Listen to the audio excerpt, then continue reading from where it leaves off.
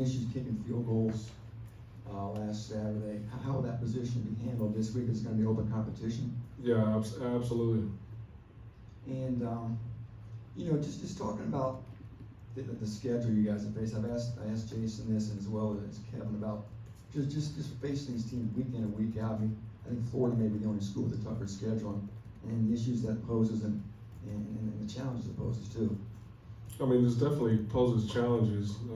As it stands right now, we will be on pace to play 4 of the top 5 teams in the country.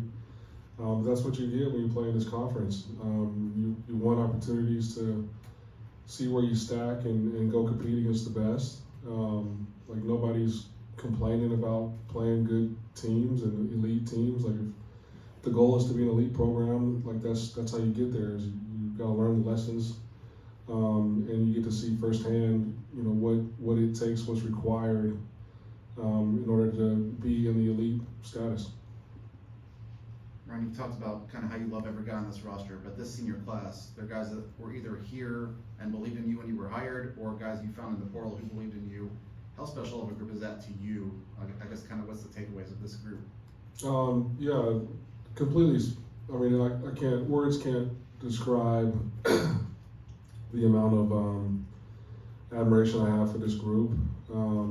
Like you said, they either chose to be here and stay, or believed in what we're doing as a program to be added to this class. And I think just obviously this season has not gone the way any of us would have envisioned or wanted it to. But regardless of the outcomes on Saturday, like all of those guys to a man continue to show up, put in the work, prepare the right way, and then go compete and play hard on Saturdays. So extremely grateful for that. It's when you're 18 and 22, and the noise can get loud in a place that's passionate like West Lafayette and the Purdue community. That hasn't affected them the way you would anticipate it would, and so that just speaks volumes to their character and really the foundation that they've laid in terms of the standard in which you need to prepare and the way you need to work. Obviously, there's a lot of variables that go into giving up a sack. Sometimes it's blocking, sometimes it's just what the defense does, holding on to the ball too long. Is there kind of maybe a constant you can combine with all of that, which is, obviously been a drive killer at times for you, is just taking an untimely sack? Yeah, I mean, there's a combination of a number of things. One, you're playing against an elite defense, and you might lose a one-on-one matchup. There might be a scheme scenario where you got to get the ball out quickly and you're hot off a blitz. There could be a misread that leads you to hold on to the ball too long. Like there's a number of possibilities that would could potentially lead to a sack. And I think all 3 of those aspects have shown up at times. It's by extension of that, how would you evaluate Hudson's performance on Saturday, and maybe especially in some of those, like getting rid of the ball in a timely way? I'm sure there's a couple throws that he would like back, and a couple reads he would like back. And again, like that's you also have to look at it as like that is an elite defense, and a lot that has posed a lot of people problems. The number 4 team in the country didn't get in the end zone either against them, and so I think Hudson had some good reads and found lanes to extend drives as well, and he showed some toughness there too, and so like I said, there are plays that he would want back, and there are plays that he made to keep drives going. Obviously, you're coming up to the last 3 games of your second year. What are maybe the most important thing you think you've learned from these first 2 seasons as you're looking forward to how that can make the team better in year 3? Well, the most important things I've learned, man, there's a lot I've learned, right? We could be sitting up here all day talking about it. I think I've learned the importance of remaining poised and consistent, to keep the locker room galvanized. I've learned about the importance of having strong leadership on both sides of the ball in terms of coaches and staffs that put together plans. I've learned the importance of getting off to a fast start, whether that's the start of the season or the start of games, and how much momentum plays a factor in games and in seasons. When you're dealing, like I said, when you're dealing with 18 and 22-year-olds, but yeah, there's a long list of things that I've learned. That concept of, I guess for lack of a better term, coaching the coaches, has that been different than you expected it to be? Has it evolved more than you thought it would evolve before having done it for the first time? Yeah, that's an area where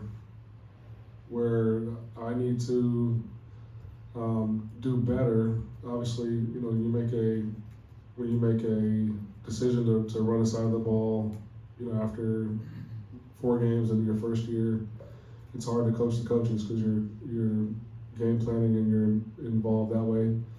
And then again, you're 4 games in, make a change at coordinator. Now it's hard to see big picture, and that is what I've learned is, in order to effectively do my job for the program, I have to remove myself from the inundated X's and O's and coach the coaches and have my influence on the entire roster and be the head coach. So I'm looking forward to that going into next year. Other questions? Sam? Go Sam and Tom. Hudson Miller is 6'2", 22-30. Does not look like a guy that would play the position he does Yeah. at this level. But each week he's gotten more and more reps on Saturdays, and now it looks like he's in a position where he might play a lot of reps this week and played a lot on against Ohio State. How has he kind of elevated up the depth chart and kind of proven that size doesn't matter? It's more heart and will and understanding to do the right things. Yeah, he has been extremely consistent. He's got the heart of a lion. You can't tell him that he's little. You know what I mean? He'll take offense to that. But he plays the game the right way, and he's what you want your locker room to embody in terms of toughness. The no excuse attitude and just his willingness and drive to get the job done. You look out there and you can't believe he's making some of the plays he's making just because of the stature. But like I said, he's got a heart of a lion. Hey, Ryan, just back to the field goals again. Was the snaps and holes fine? You just missed a kick. Yeah, snaps and holes look good to me. When will you decide who's going to kick Saturday? After Thursday's practice. Quarterback-wise, is there a plan this week, like last week? Hudson's QB1, obviously, but if you get a chance to play Ryan, you will with this package? We'll keep those decisions in-house. But yeah, if I was Penn State, I would be preparing for both. What about the block punt? It looked like it was just an issue of the protection up front. It wasn't on the punter. No, it wasn't on the punter. Just ID'd the wrong guy in protection. You just talk about Penn State specifically. I mean, obviously a great challenge. Their defense is one of the best, and they're an elite team going to the college football playoff. What do you see? Yeah, just like you said, the elite defense and the elite program, elite team that is competing for playoff berth. I got a lot of respect for Coach Franklin and what he's been able to do in his career.